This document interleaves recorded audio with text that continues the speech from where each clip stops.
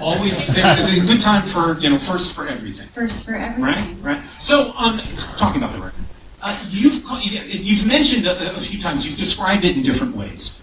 One of them is you called it a mood record. Yeah, I think most of them are. So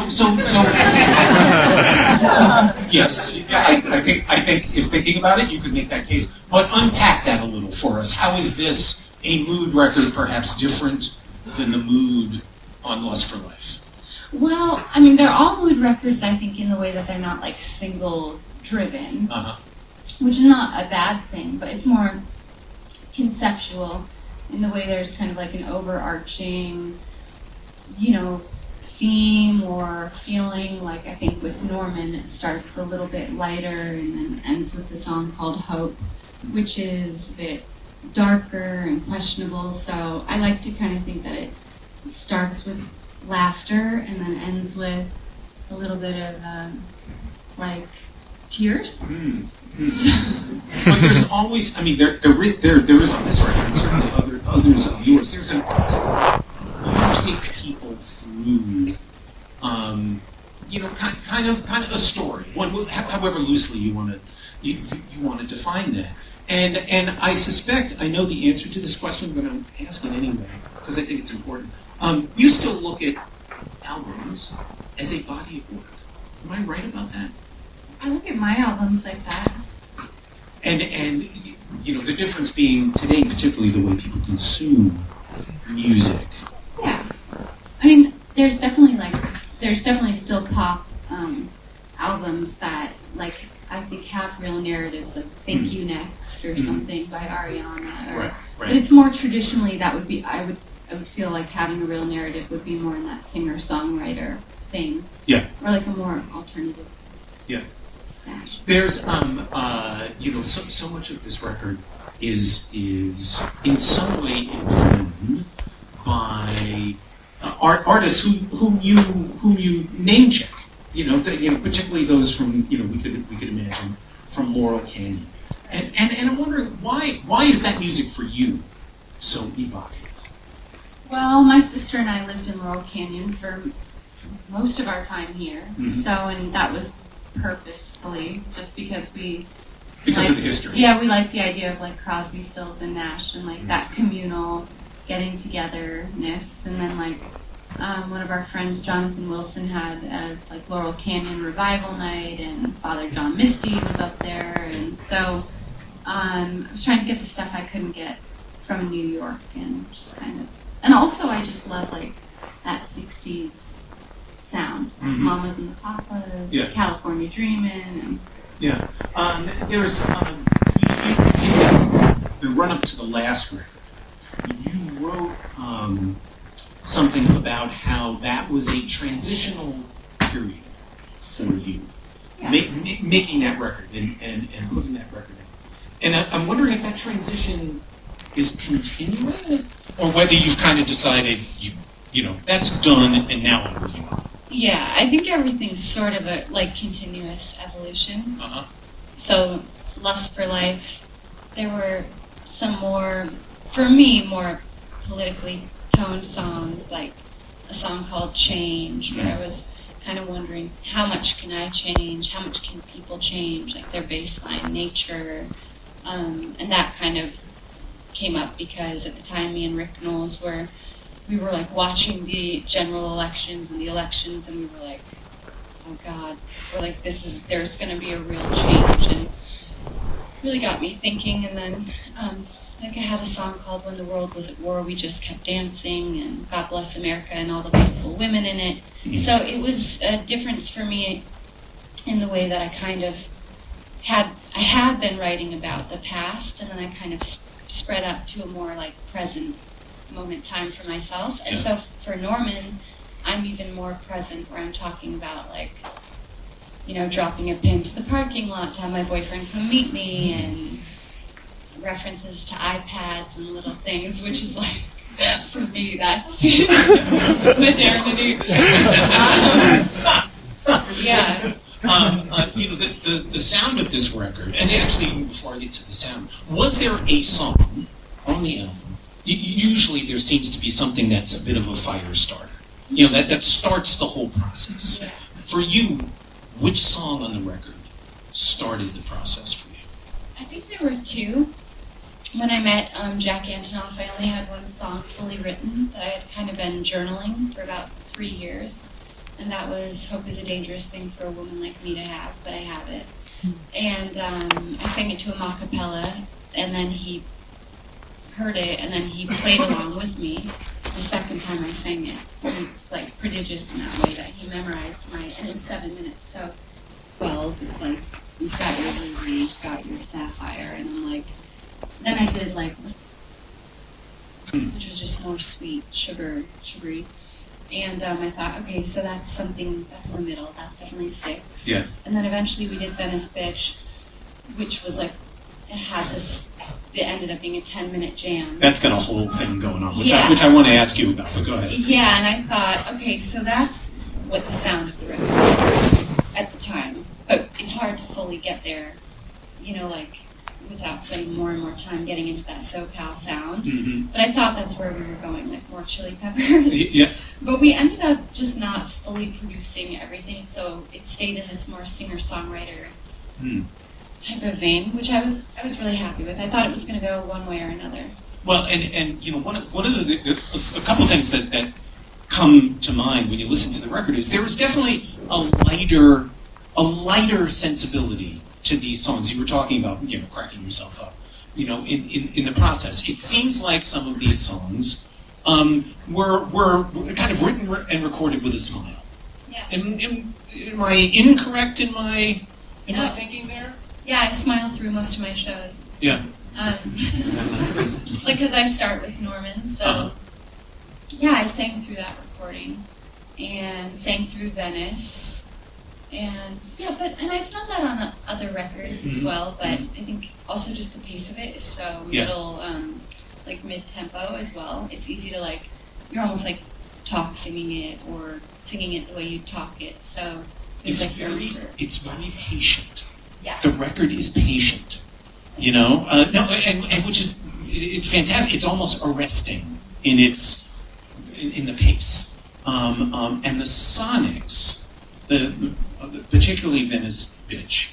I don't know why I hesitated when I said that, but I did nonetheless.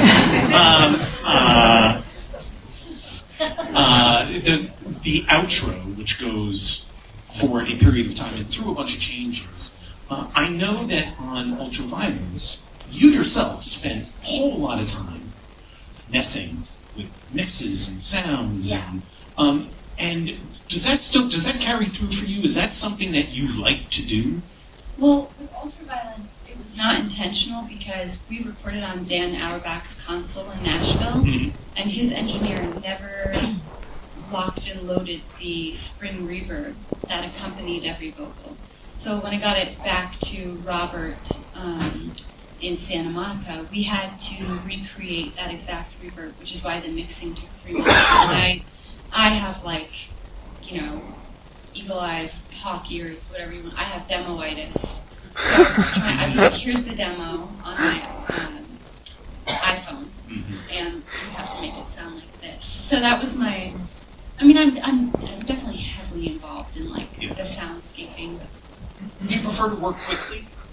Is it better to be a little imperfect but get kind of the right emotion rather than laboring over stuff? There's layers to it. I'm just grateful if anything comes quickly to me. Just melodically. So if I get a chorus in my mind, oh God, I miss you on my lips. It's me, a little Venice bitch. That's kind of all I need.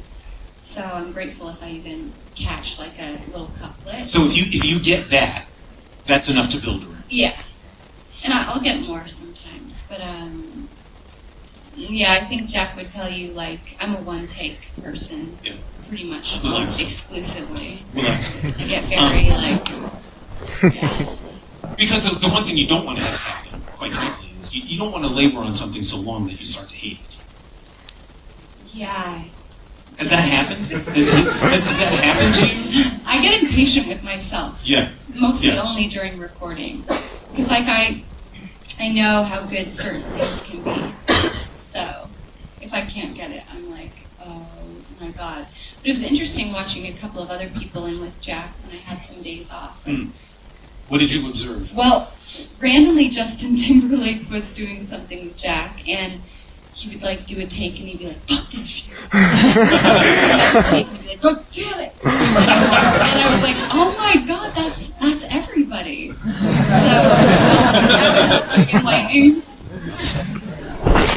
This is already worth it, right? On the greatest, you sing about missing rock and roll. Right. Do you think rock and roll has changed? Is it gone away in your mind? Is it different than you remember? I think I'm bummed out that I was in New York and I missed like Kings of Leon coming around and like the Strokes and stuff.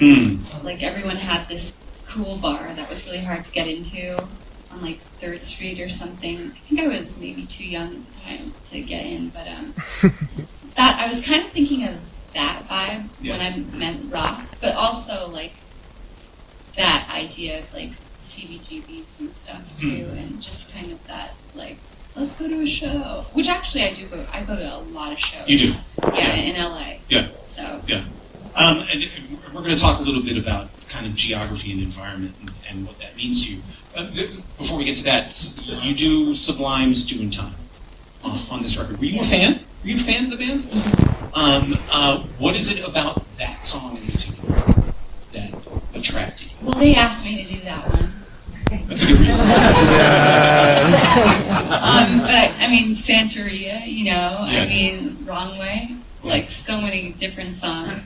I mean, like that's one of the bands where it's like you just, like for me, I mean, I know I'll never be as cool as Sublime, so I just kind of, I just love them. I actually saw Troy yesterday, his Bradley's wife. Yes. She brought me a box set and said, to Lana, love Troy, and then I wrote to Troy, love Lana, and she was like, we only wanted you to do it. So I was like, you know, so. Nice.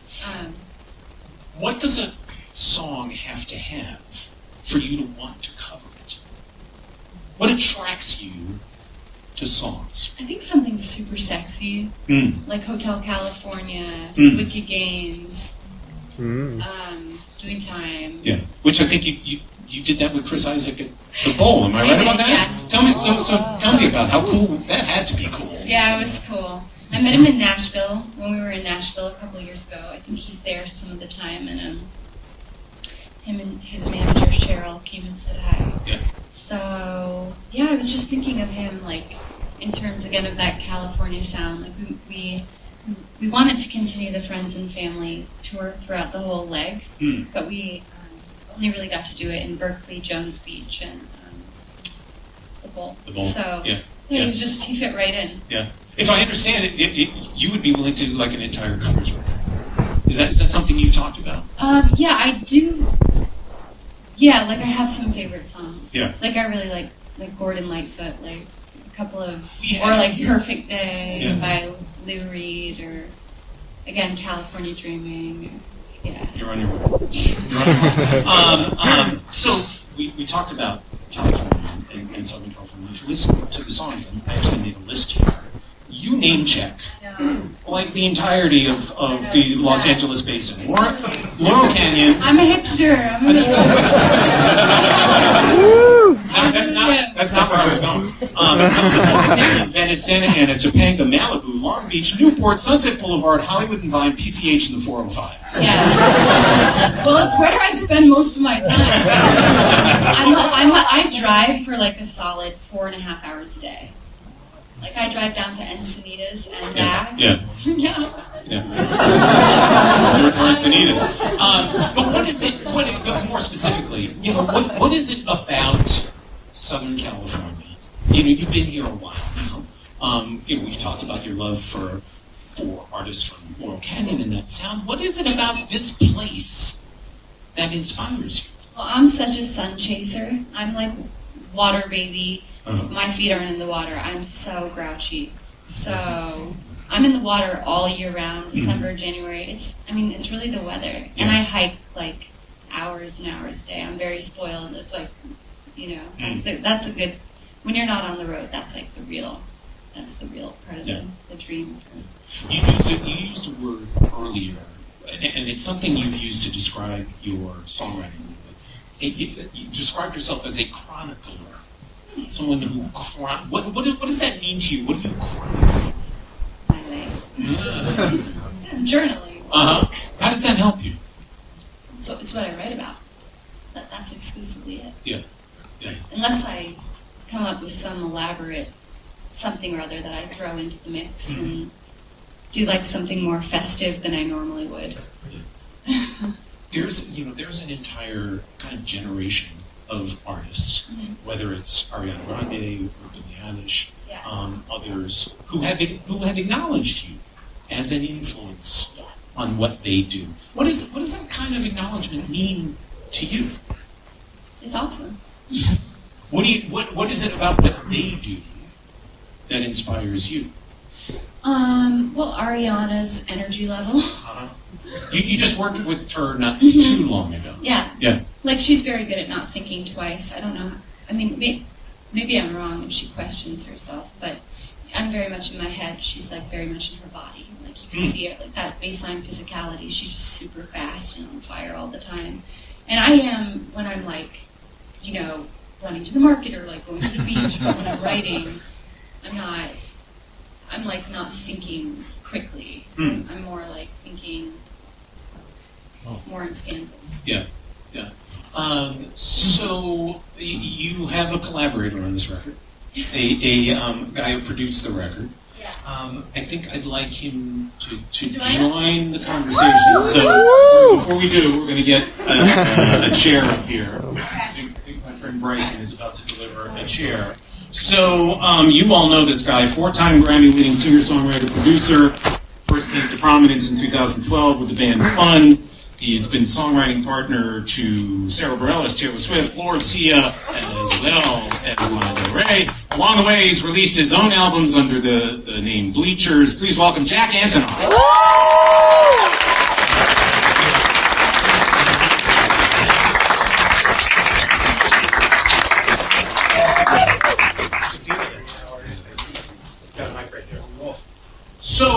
So how did you guys meet? How did you first meet? At a party. It's usually the way it works. Yeah. What was seriously. Yeah. At a party. What was the musical connection? How did you guys get connected musically? How did you start working together? What prompted that? He begged me. Drew? I begged her. Yeah. We had lunch, and you just kicked around, and then after lunch, you went back on tour, and then begged me, and then texted me like, well, maybe I could come back to New York. I thought we worked together the next day. No. No. I had to keep begging for a little while. I came back. She came back to New York. And it's always weird when you get in a room with someone because you just don't know, and it can go horribly wrong. Right. I'm sure that's happened to you, maybe here or there. It actually usually goes horribly wrong. It's a terribly personal and weird thing to do. And actually, I collaborated in the past, but I think that first day when we were together, I think that might have been like the most prolific musical day of my life. Yeah. How's that? Why was it different? Well, she wrote every word you hear, and melody of Hope is a dangerous thing. Mm-hmm. And so, like, sometimes, like, when you're collaborating with someone, you're thinking of a jumping off point, you're like, well, I have this idea, blah, blah, blah. And she was like, well, I have this idea, and then just did that, and, that's one of my favorite songs, regardless of anything. Yeah. And so to hear it come out of thin air was a really profound experience. So we put it down, and we wrote Love Song right away, and then a bunch of other things that didn't get released, but... No, we wrote more. Remember, like, how we were playing with the iterations today? So we had an idea for the title. Yeah. For the title track, not for what it was supposed to be called, but definitely for the "You're just a man, it's just what you do." But it was the Hey thing. Hey, I heard you're back. I heard you're back in town again. And I just, there's a lot of, it's scary to free associate, but I felt really comfortable doing it with you. Yeah, yeah. Because one of the ways that you and I talked when you released your last record, and one of the things you said about that was writing songs for your own project was the sound of one person going crazy in a room alone. And I'm wondering how do you change as a songwriter when you collaborate? Oh, so it's, even if you stumble upon the sound. Patent pending. Yeah. And it was also, so that was nice just to, because records live in spaces and. Sure.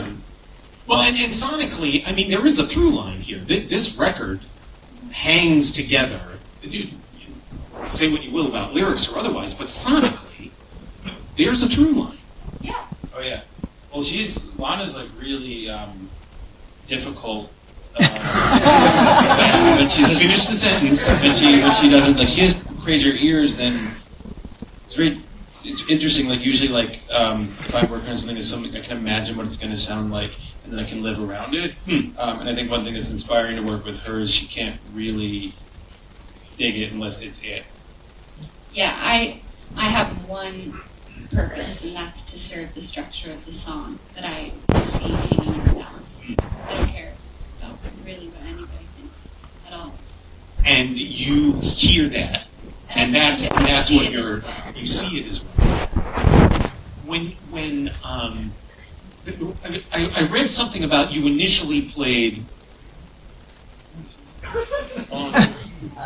Anything we need to know, or No. Okay. There's just so many good stories. It's like I couldn't even begin to tell them. We just hung out.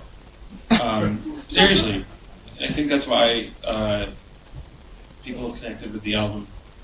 Yeah. But that was all Lana just, hearing things and just feeling good about them, and just even little things like I play something and it would be my nature to want to maybe do it better, and she was just no, this is life, and that's changed me a lot in terms of how I have done things since. Yeah. I mean, you were very clear in things that I've read about this that this was Lana taking the lead on this. This was not you coming in as the producer and saying we have to do thus and such. There was no nothing. We just sat in a room, me, her, and Laura. Yeah. There was no, which I think is the best way to make records. Yeah.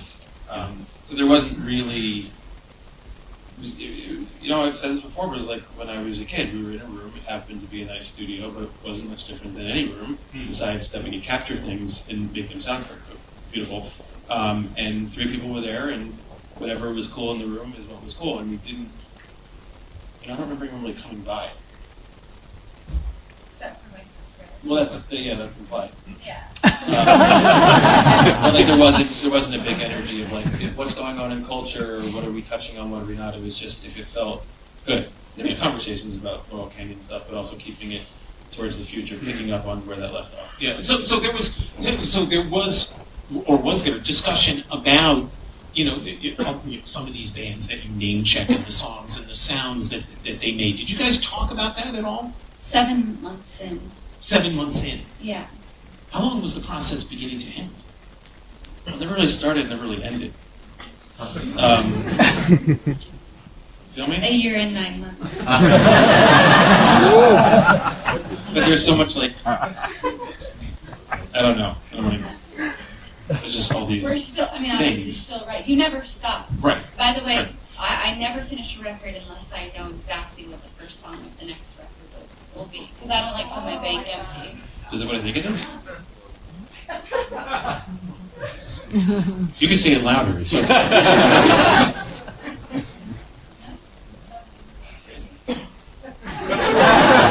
Talk amongst yourselves. Oh, that's the shit.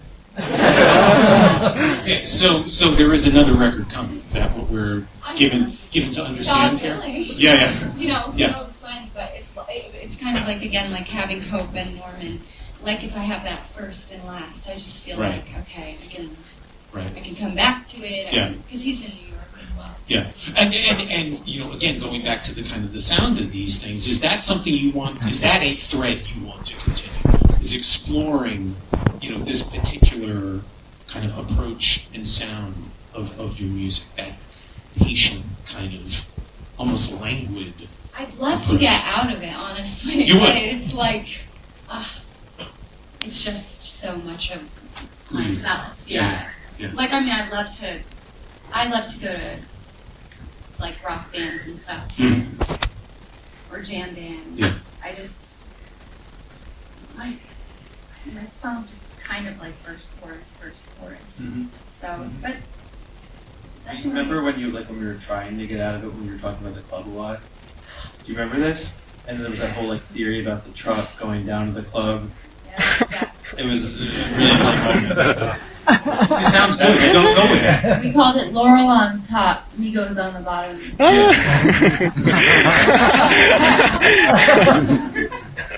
You get it? Maybe in another lifetime. Yeah. I mean, not this one, but. Wow. We'll look forward to that. We'll look forward to that. So, Lana's making a documentary about what dick I am in the studio. I actually am. It's like Spinal Tap, but for Jack. Again. can you be difficult? Well, it's just like her and Laura would just like make fun of me because I show love. Like I like to make like Lana's just like so she's got like her phones and her vape and it's just like it's so right. I just love to just like do like a roasting before we work and then I sort of fucked myself. Before I work. Yeah, I think it's nice. And then I just at somewhere in the middle of the record it turned to where like. Me and Laura. Like I had this lizard once, and one day the crickets ate it. They killed it. The crickets. The crickets? That's very Chuck. And that was what it felt like. Like I was sort of like, You were the lizard? I was just attacked by everyone. He would basically make fun of what me and Laura would wear every day. And so we just gave him a little taste of his own dorky medicine. This is really much better than I imagined. What was cool though is that I just remember a lot of making fun of each other, but then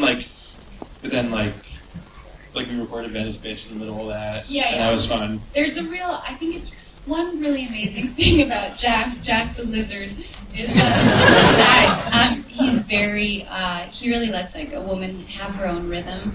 So if I come in hot, but then I cool all the way down, he's like, that's cool, I'm gonna go have a sandwich. And I'm like, good.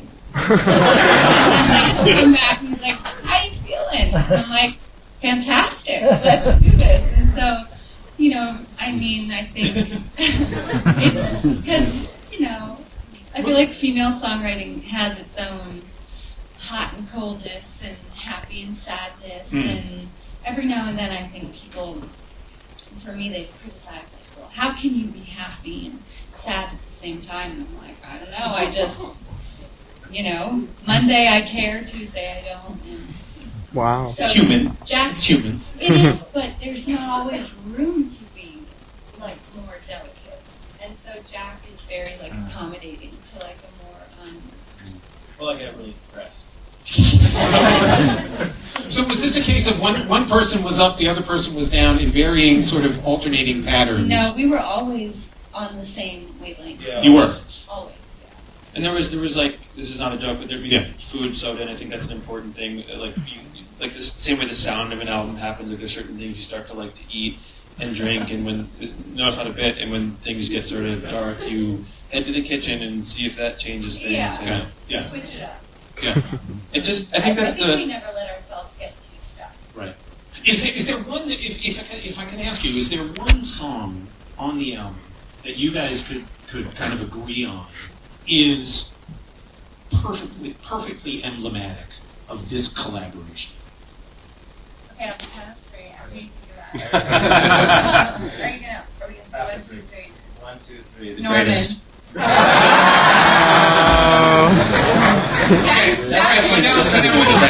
Jack's a bit more like brave and antagonistic. I just like the richness of like a cool pool. Okay, so Now, now I wanna we say my need to favorites. unpack that a little. Why did you choose your song? What is it that you think is emblematic? Because I think it's miraculous that I got to Norman. That it's like that I can laugh. I mean, now I can laugh at almost anything.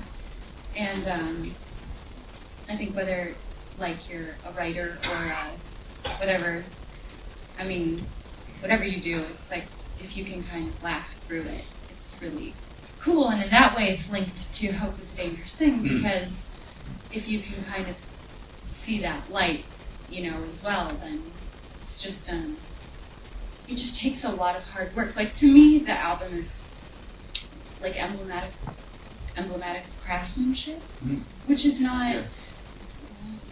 It's not like everyone would have to put that on a pedestal, but for me, I just think it's cool that I get to participate in that kind of like melodic weaving, and because like I like to work with my hands anyways, but I'm not good in that way at anything building wise, except for like. Oh. Yeah. Let's see. I feel like, can you call it poetry? Because we're gonna. Girlies.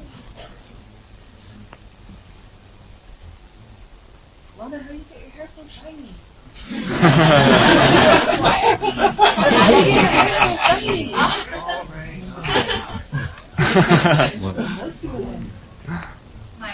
My ears and my